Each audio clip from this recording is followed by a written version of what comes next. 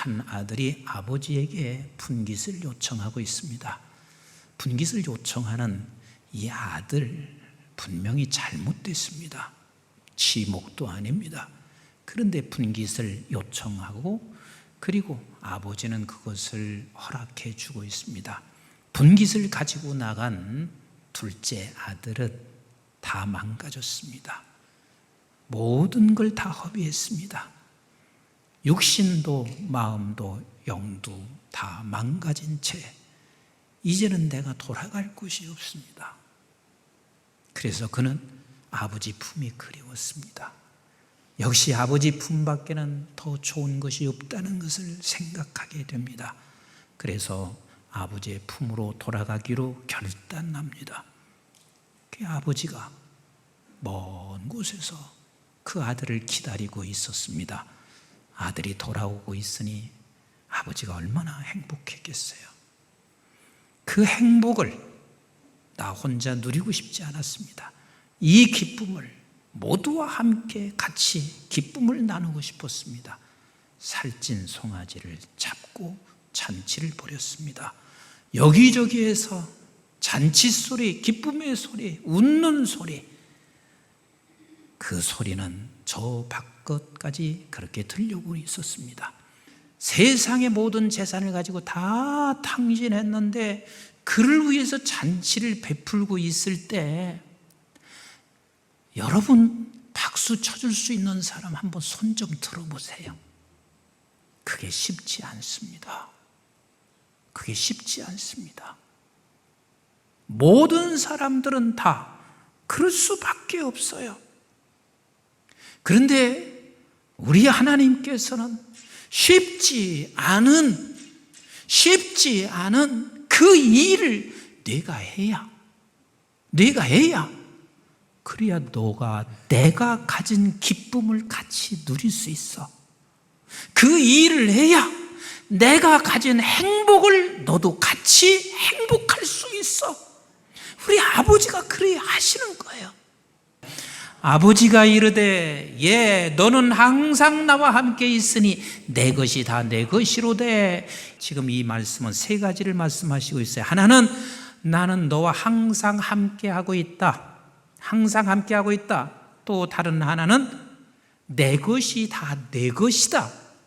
그리고 세 번째는 죽었다 살아난 자는 나와 함께 즐거워하고 기뻐하는 게 마땅하다. 세 가지를 말하고 있어요. 그런데 이 세 가지를 하나로 말하면 이 뜻이에요. 내가 너야.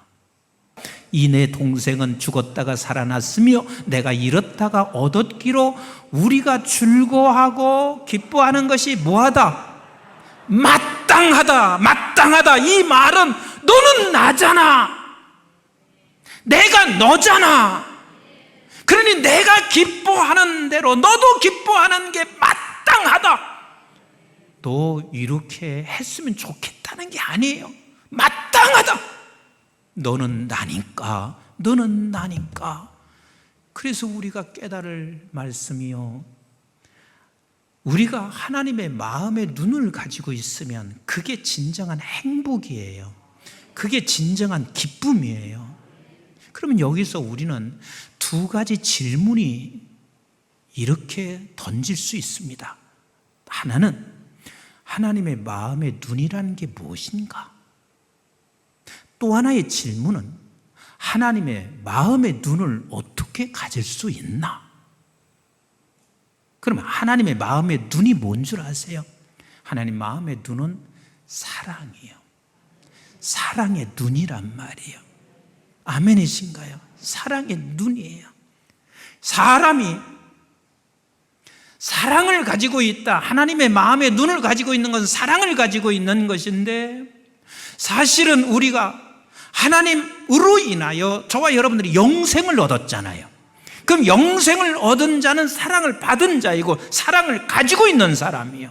그럼 사랑을 가지고 있는 사람들은, 영생을 소유한 자는 넉넉해집니다. 매우 넉넉해집니다. 그러면 어떻게 하면 내가 하나님의 마음의 눈을 가질 수 있을까요? 하나는 뭐냐면 우리 하나님이 우리에게 하나님의 마음을 주시는 영생이 있어야 돼요.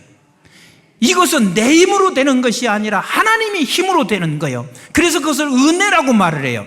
저와 여러분들에게 하나님이 영생의 선물을 주신 걸 믿으시나요? 아멘이신가요? 그런데 누군가 노력했습니다. 누군가 헌신했습니다. 그 최초의 분은 하나님의 아들 독생자 예수십니다.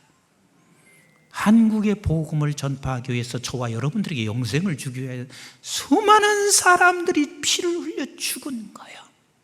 수많은 나라가 이 땅에 하나님의 복음 영생을 우리에게 주시기 위하여 누군가는 노력했단 말이에요. 그게 은혜인 거예요. 은혜라는 말은 내 공적을 반대하는 것이고, 그러나 아버지 하나님 앞에 노력하는 것을 반대하는 것은 아니란 말이에요. 그런 하나님이 아니세요. 두 번째입니다.